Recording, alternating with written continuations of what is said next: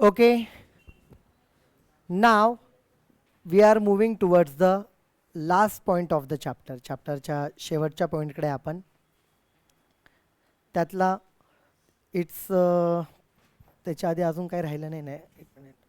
ठीक आहे, दुसरं नाही काही लागत आहे आपल्याला.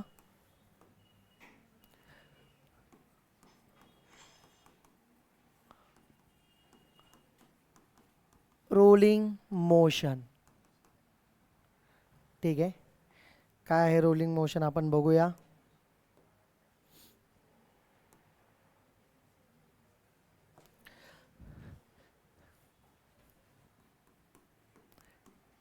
The motion in which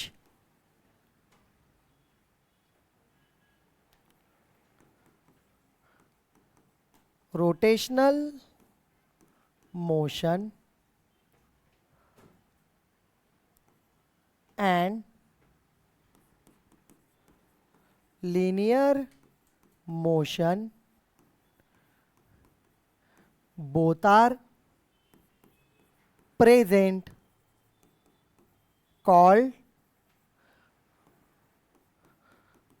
rolling motion.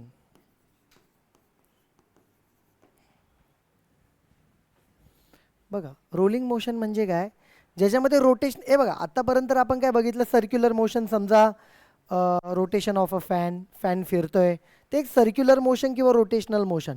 जागच्या जागी एक ॲक्सिस ऑफ रोटेशन आहे, त्याच्या भोवती फिरणार आहे. त्या ॲक्सिसच्या भोवती कोणताही ऑब्जेक्ट असू दे. आता याच्या आधी आपण किती अशा डायग्राम काढल्या, लाईक दिस. इथे एक ॲक्सिस ऑफ रोटेशन आहे, याच्या भोवती ते पर्टिक्युलर ऑब्जेक्ट फिरतोय एका ॲक्सिसच्या भोवती. ठीक आहे, that is the rotational motion. किंवा एकदम सर्कलमध्ये असेल तर सर्क्युलर मोशन म्हणतो आपण.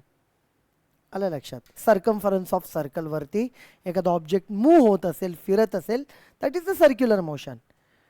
इरेग्युलर शेप आहे बट अबाउट अन ॲक्सिस आहे, फिरतोय, रोटेशनल मोशन. ओके, आता रोलिंग मोशन म्हणजे काय कन्सिडर करू. देर इज अ पर्टिक्युलर, आता एक टायर कन्सिडर करू किंवा एखादं व्हील कन्सिडर करू आपण. ते व्हील आहे एका पर्टिक्युलर हाईटला आहे समजा, त्याच्याबद्दल पण आपण डिस्कस करणारच आहे. पुढे काही फॉर्म्युले बघायचे आहेत आपल्याला. Suppose here it is a particular wheel of particular radius, inclined प्लेनवरती इथून सोडलं तर तो काय फिरत फिरत येणार पुढं, बरोबर आहे. एखादा पॉईंट जर तुम्ही पॉईंट ऑफ रेफरन्स कन्सिडर केला हा, तर हा पॉईंट इथून अशी लाईन कन्सिडर होणं. म्हणजे त्यातलं कोणता पण पॉईंट तुम्ही कन्सिडर केला ना, तो रोटेट पण होतोय आणि पुढे पण चाललाय. म्हणजे लक्षात घ्या, तो फिरणार पण आहे आणि लिनियरली पुढेही जाणार आहे. Any doubt regarding this? That is what rolling motion.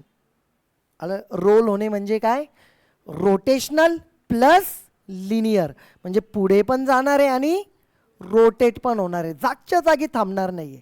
जागच्या जागी रोटेट झाला तर ते रोटेशनल मोशन फक्त, पुढे गेला त्याच्यासोबत तर it will be rolling motion. ठीक आहे, तर या दोन गोष्टी आपण इथं बघितल्या. ठीक आहे, मग त्याची कायनेटिक एनर्जी आपल्याला बघायची. बघूया. नाव kinetic energy of rolling body is. एखादी म्हणजे बॉडी रोलिंग मोशनमध्ये त्याची कायनेटिक एनर्जी कशी राहील, इकडे लक्ष द्या. Kinetic energy of rolling body किंवा ऑब्जेक्ट काही कन्सिडर करा is equal to kinetic energy कोणतं,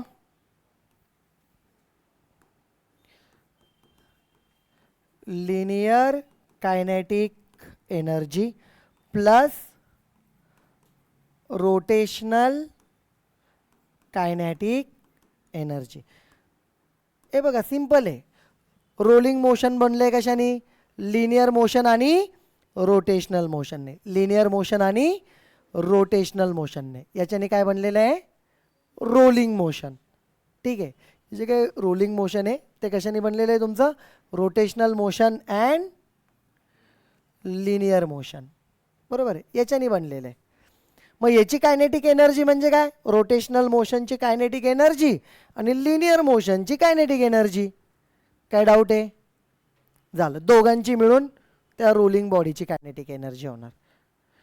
कायनेटिक एनर्जीचा बेसिक फॉर्म्युला सांगा. Which is equal to half mv². Linear मोशनमध्ये जे असतं ते. रोटेशनलमध्ये काय बघितलं होतं आपण एकदम सुरुवातीला, किंवा याच्याशी कंपेअर केला तर रोटेशनलमध्ये एमची जागा कोण घेतो? आय. व्हीची जागा कोण घेतो?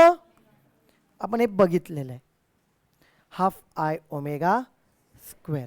ठीक आहे, अजून काही टर्म्स बघायचे आहेत पुढे. याला मी सध्या इक्वेशन 1 म्हणतो. Okay, equation 1. आणि डायरेक्टली लिहिता येत नाही म्हणून त्याला आपण खाली रेफरन्स देऊन टाकूया. काय?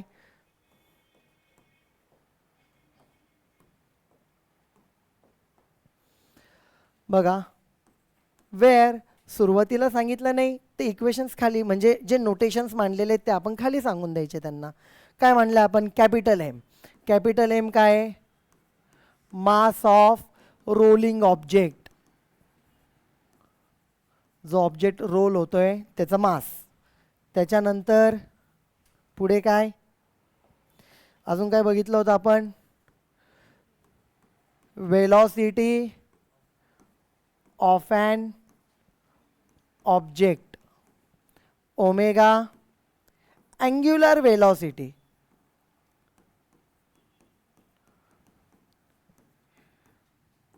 ऑफ ॲन ऑब्जेक्ट, त्या ऑब्जेक्टचं I moment of inertia of an object. ऑब्जेक्टचा काय तो मोमेंट ऑफ इनर्शिया आहे. ठीक आहे, दिस इज वॉट. इथं जे जे यूज केले ते mvi ओमेगा. पुढे जाऊन मला माहिती मी त्याच्यामध्ये काय पुटअप करणार आहे, त्याचा पण यूज करून घेतो मी. लक्ष द्या. बघा, R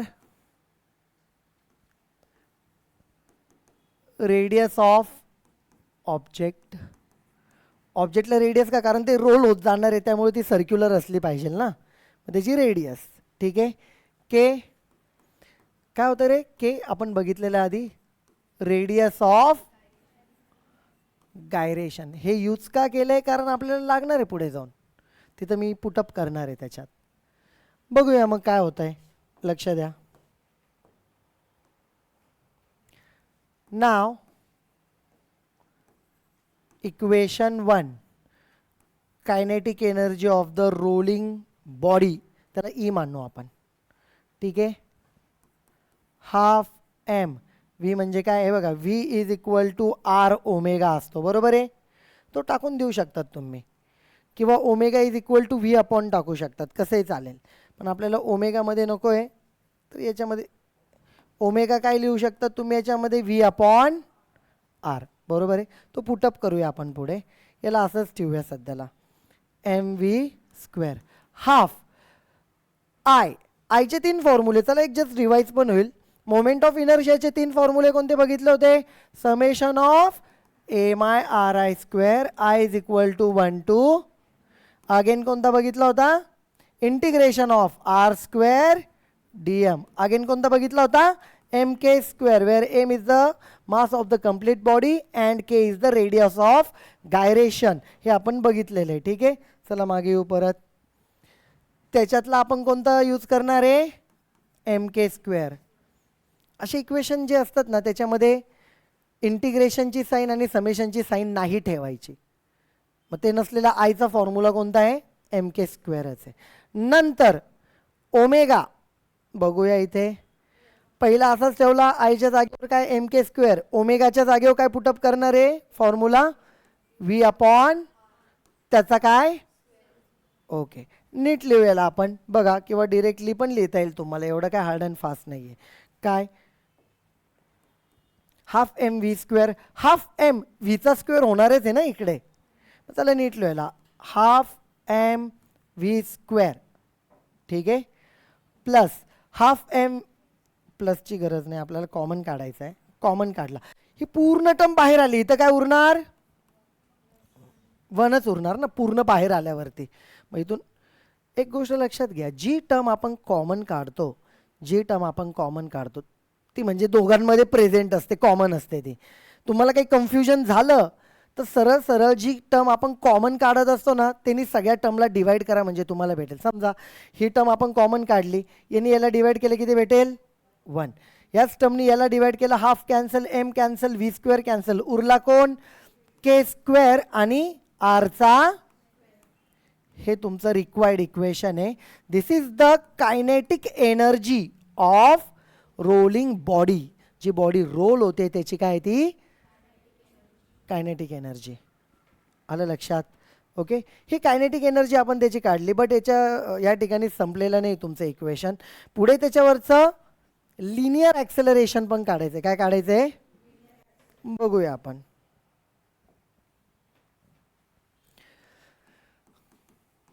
linear acceleration of rolling body. Rolling बॉडीचं एक लिनियर ॲक्सेलरेशन आपल्याला फाइंड आउट करायचं आहे. बघूया कसं राहणार आहे ते. ओके, लक्ष द्या. आपण आता डायग्रामकडे जाऊया. एक बॉडी कन्सिडर करू. इथे हा आपला हॉरिझॉन्टल सरफेस आहे, ग्राउंड सरफेस इन शॉर्ट. ठीक आहे, त्याला एका स्लँट लेंथला आपण तिथं एक रोलिंग ऑब्जेक्ट ठेवूया जो असा रोल होऊन खाली येणार आहे. कन्सिडर करू that particular object is like this. ठीक आहे, इथून तो आता रोल होत खाली येईल. समजा इथून एक पर्टिक्युलर टाईम नंतर तो इथं पोचला इथे. ठीक आहे, कन्सिडर करूया. वरतून खाली आला, इथून रिलीज केला, खाली गेला. ठीक आहे, जस्ट मी इथे एक टर्म लिहितोय, असंच लिहितोय. इथं इनिशियल वेलॉसिटी किती असेल रे? सुरुवातीला त्याला ठेवलेलं आहे ना फक्त. इनिशियल वेलॉसिटी इज, जी काही फायनल वेलॉसिटी असेल तिकडे व्ही असेल. इथून ते इथपर्यंत तो जे काही डिस्टन्स गेला आहे, समजा इथून तर इथपर्यंतचं जे काही डिस्टन्स आहे ते आपण डिस्टन्स मानूया, डिस्प्लेसमेंट मानूया एस. किती इथे एस. ठीक आहे, and that particular height of the object from the ground is H. काय मानू आपण याला?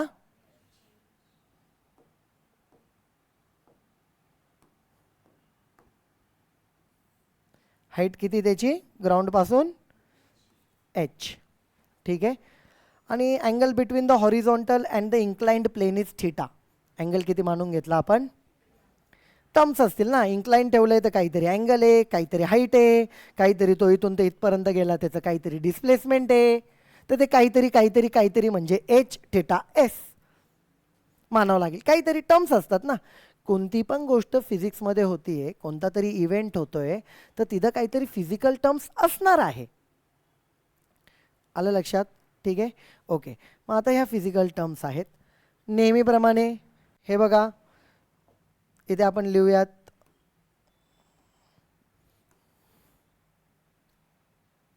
एक एक टर्म सांगू सगळ्या. ठीक आहे, लेट काय आपण आधीच्या सगळे लिहावं लागणार. Capital M mass of rolling body किंवा ऑब्जेक्ट काही म्हणा. ठीक आहे, object body one and the same thing. Matter म्हणू नका फक्त, कारण तो एक म्हणजे याला एक पर्टिक्युलर शेप आहे ना त्यामुळे. ओके, नंतर व्ही लिनियर वेलॉसिटी किंवा velocity of rolling object or body. ठीक आहे, त्याच्यानंतर काय? आय मोमेंट ऑफ त्या टर्म्स मगाशी ज्या लिहिल्या त्या सगळ्या लिहायच्या आहे आणि त्याच्यानंतर ॲडिशनल लिहायच्या आहे. ठीक आहे, कारण मगाचं जे इक्वेशन आहे ते इक्वेशन परत आपल्याला लिहायचं आहे आणि ते लिहून झालं की पुढं हे एक ॲडिशनल पॉईंट आहे. कारण एक तर याच्यामध्ये 2 क्वेश्चन येऊ शकतात. तुम्हाला कायनेटिक एनर्जी काढा रोलिंग बॉडीचं, जे आपण मगाशी लिहिलं, आणि ॲक्सेलरेशन काढा असं आलं तर पहिले तुम्हाला कायनेटिक एनर्जी फाइंड आउट करावं लागेल आणि त्याच्यानंतर पुढे तुम्हाला काय फाइंड आउट करावं लागेल? त्याचं असं दोन्ही लिहिण्याची पद्धत आहे त्याच्यामध्ये, ह्या पॉईंटमध्ये. ठीक आहे, moment of inertia of rolling object. Okay, त्यानंतर काय, omega angular velocity of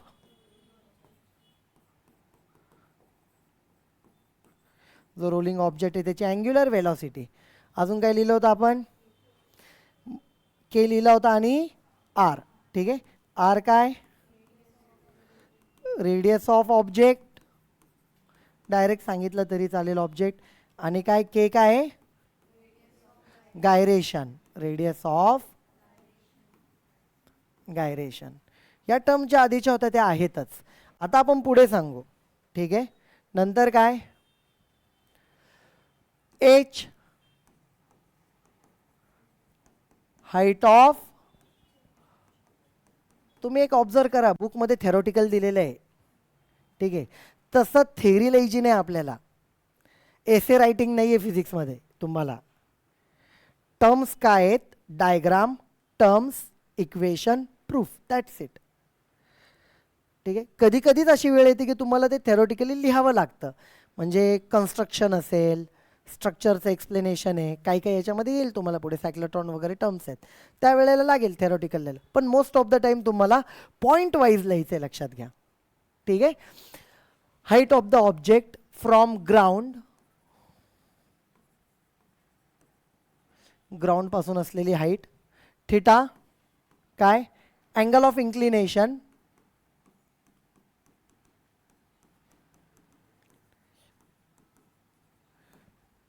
inclined आहे ना वरती तो.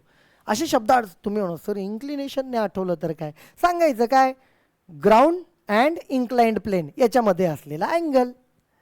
मिनिंग चेंज नाही झाला पाहिजे, आलूचा भालू करू नका फक्त तिथं, दोघांचं मिनिंग खूप चेंज होतो. ठीक आहे, मिनिंग चेंज झाला नाही पाहिजे, एवढी फक्त काळजी घ्यायची व्यवस्थित.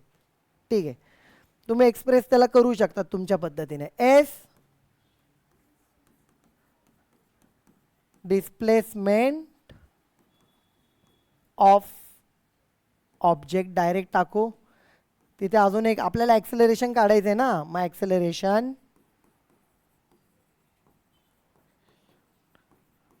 Of an object. बघा किती टर्म झाल्या, आधीच्या टर्म्स तर होत्याच तुमच्याकडे, पण आता याच्यामध्ये ह्या ॲडिशनल झाल्या. पाठ करायची गरज नाही, डायग्राममध्ये आहे तेच लिहिलेत आपण. ओके, नंतर सर एखादी विसरली तर टर्म, विसरली तर विसरली, इक्वेशन लिहिल्यावर खाली लिहायचं, where this term is like this, अशी अशी आहे. ठीक आहे, मग आता आपण इथं लिहूया, therefore kinetic energy of rolling body काय, डायरेक्ट लिहू आपण आता वाटलंच तर, half m v square plus half I omega square, half m v square plus half, हा काय होता, m k square v upon r bracket square,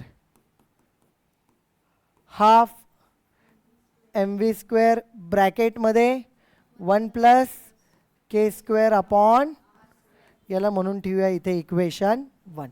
लिहिण्याची पद्धत आहे, ॲक्सेलरेशन विचारल्यावर कायनेटिक एनर्जी पण लिहितात, हे माहीत असू द्या, त्यामुळे आपण हे परत लिहिलेलं आहे. ओके, आता याच्यानंतर ॲक्सेलरेशनकडे जाताना समजा आपण जर लॉ बघितला आपला, according to the kinematical equation, 3 kinematical equation आहे ना, v square is equal to u square plus 2s, s is equal to u t plus half a t square, बरोबर आहे. ठीक आहे, असे 3 कायनेमॅटिकल न्यूटनच्या लॉनुसार आपले 3 इक्वेशन्स आहेत. त्याच्यामध्ये जो आपला एक बेसिक आहे त्याच्यामध्ये आपल्याला काही इक्वेशन्स टाकायचे आहेत, पण ते लिहिण्याच्या आधी आपल्याला एक व्हॅल्यू जरा तिथे बघायची आहे. ती व्हॅल्यू काय असणार आहे बघूया. आता इथे अजून एक टर्म आपल्याला बघायची बरं का. हां, हे लिहिलं आपण. ठीक आहे, आता कायनेटिक एनर्जी तुम्ही लिहिली, ही काय आहे, कायनेटिक एनर्जी. ठीक आहे, याच्यामध्ये आपल्याला एक टर्म कशी येणार आहे हे बघा. As per the Einstein's law, law of conservation of energy, काय होता सांगा बरं. कॉन्झर्वेशन ऑफ एनर्जी काय होता लॉ. हां, energy neither be created not be destroyed, it's only converted from one form to another form. The total energy of the universe remains same. पूर्ण युनिवर्सची energy काय राहते, सेमच राहते. एनर्जी कधी क्रिएट होत नाही, डिस्ट्रॉय होत नाही. आता इथे बघा, सुरुवातीला जर तुम्ही इथं बघितलं, हा पर्टिक्युलर जो ऑब्जेक्ट आहे रोलिंग वरती ठेवलाय तो शांत आहे. त्याच्यामध्ये काही कायनेटिक एनर्जी आहे का. व्हेलॉसिटीच नाही तर कायनेटिक एनर्जी असण्याचा संबंध आला नाही. ती रोल होत आता खाली चालली विथ पर्टिक्युलर व्हेलॉसिटी, म्हणजे त्याला काहीतरी कायनेटिक एनर्जी भेटलेली आहे फॉर द रोलिंग मोशन. आणि त्याचं इक्वेशन आपण इथे लिहिलेलं आहे की अशी कायनेटिक एनर्जी त्या रोलिंग मोशनला भेटली. सुरुवातीला किती होती ती, 0, काहीच नव्हती, कारण शांत होती ती बॉडी, कायनेटिक एनर्जी नव्हतीच. ती रोल व्हायला लागली आणि त्याला कायनेटिक एनर्जी भेटली. आता ती आली कुठून, एनर्जी कन्व्हर्जन झालेलं असतं. काय झालेलं असतं, मग ती कोणती लक्षात घ्या. येस, कोणती, here potential energy is converted into kinetic. Therefore equation 1 is equal to जो E होता तोच त्याचा पोटेन्शियल एनर्जी आहे की ज्याचं कन्वर्जन कशात झालं, कायनेटिक एनर्जीमध्ये रोलिंग मोशनच्या. आलं लक्षात. जे इक्वेशन कायनेटिक एनर्जीचे भेटले ते ॲक्च्युली त्याची स्वतःची पहिले काय होती, पोटेन्शियल एनर्जी. पोटेन्शियल एनर्जीचा बेसिक फॉर्म्युला काय आपला, mgh. ठीक आहे, ओके. पुढे बघा, मग आता इथं काय होणार आहे, एम एम कॅन्सल. ठीक आहे, v² पाहिजे तुम्हाला, v² काढून घेऊया. 2 इकडे आला, 2gh अपॉन हा पूर्ण bracket 1 + k² upon r². Equation number काय म्हणूया याला आपण, 2. काय होणार आहे, from figure sine theta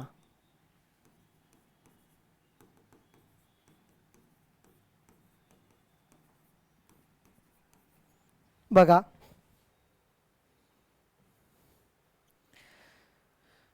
sine of theta opposite side upon hypotenuse, opposite side upon h upon s. याच्यात काय अडचण आहे, ठीक आहे. मग आपण तेच लिहिलं, h अपॉन s. ठीक आहे, त्याच्यावरून s काढून घेतला. हे सगळं काय केलं माहिती का, आता आपल्याला ते यूज करायचं आहे. सगळे इक्वेशन v² यूज करायचा आहे, तो s यूज करायचा आहे. बघा कसा, as v² is equal to u² plus 2as. हे इक्वेशन कायनेमॅटिकल इक्वेशन. ठीक आहे सर, हे का यूज केलं, कारण त्याच्यामध्ये ॲक्सिलरेशन आहे ए, की जी आपली हेडिंग आहे, लिनियर ॲक्सेलरेशन काढायची आपल्याला, ते याच्यामध्ये. मग हे काढायच्या आधी मी काय फाइंड आउट केलं, एस किती आहे तो, यू किती आहे 0. इनिशियल वेलॉसिटी सुरुवातीलाच पाहिली किती आहे, आणि v² किती आहे हा. म्हणजे हे इक्वेशन इम्पॉर्टंट आहे, ज्याच्यामधून तुम्हाला ए निघणार होता, पण ए काढण्यासाठी तुम्हाला एस माहिती पाहिजे, यू माहिती पाहिजे आणि व्ही माहिती पाहिजे होता. त्यामुळे ते आधी फाइंड आउट केले आपण सगळे. आलं लक्षात. मग बघा v² किती तुमचा, 2gh upon 1 + k² upon r². हा तर 0 आहे. 2a इंटू s किती आला तुमचा, h अपॉन साइन थिटा. एका बाजूला फक्त a ठेवायचं आहे, बाकीच्या सगळ्या गोष्टी इकडं तिकडं जातील. याला परत नीट लिहितो मी, 2gh upon 1 + k² upon r². 1 + म्हणजे हा खाली बरं का, नाही तर k सोबत जोडून द्याल त्याला, हा वेगळी टर्म आहे. ठीक आहे, which is equal to 2a into h upon sine theta. बघा 2 2 कॅन्सल झाला, तुम्हाला a पाहिजे फक्त, h पण काय झाला. Therefore a is equal to sine theta इकडे गेला, g sine theta upon 1 + k² upon. This is equation number 4. हे तुम्हाला रिक्वायर्ड इक्वेशन आहे कसला, लिनियर ॲक्सेलरेशनचा. ठीक आहे. मग तुम्ही आता काय बघितलं, जस्ट रोलिंग मोशन म्हणजे काय, त्याची कायनेटिक एनर्जी म्हणजे linear kinetic energy plus rotational kinetic energy half m v square plus half I omega square. आयची व्हॅल्यू टाकली तुम्ही एम के स्क्वेअर, ओमेगाची व्हॅल्यू टाकली व्ही अपॉन आर, त्याच्यावरून half m v square common काढला, तुम्हाला equation भेटलं कायनेटिक एनर्जीचं ह्या पद्धतीने. ठीक आहे. ज्या टर्म्स होत्या त्या मेन्शन केल्या. त्याच्यानंतर लिनियर ॲक्सेलरेशन काढायचे. लिनियर ॲक्सेलरेशनसाठी फायनल इक्वेशन तुमचं आहे v square is equal to u square plus 2as. त्यातला यू आधीच सांगितलं, इनिशियल व्हेलॉसिटी 0 आहे. एस आणि व्ही स्क्वेअर पाहिजे होता तुम्हाला फक्त. मग त्याच्यासाठी परत आपल्याला काय करावं लागलं, आधीच्या टर्म्स सगळ्या लिहाव्या लागल्यात. लिहिल्यानंतर परत एकदा कायनेटिक एनर्जी आपण काढून घेतली, डायग्रामनुसार ज्या टर्म्स आहेत त्या लिहिल्या, आणि कायनेटिक एनर्जी जी भेटली ती त्याच्या पोटेन्शियल एनर्जी मधूनच भेटली. याच्यावरून व्ही स्क्वेअर काढला, एस कशावरून काढला, फिगरवरून काढून घेतला. असं आहे. या दोन्ही टर्म्स याच्यात टाकल्या आणि याच्यावरून फक्त तुम्ही इकडच्या तिकडं टर्म्स करून एची व्हॅल्यू काढून घेतली. हे इन शॉर्ट प्रूफ एवढंच आहे, फक्त लिहायचं आहे त्याला. ठीक आहे. Start writing down. लिहायला स्टार्ट करा. फ्रॉम हिअर लिहायला चालू करा. चला सगळं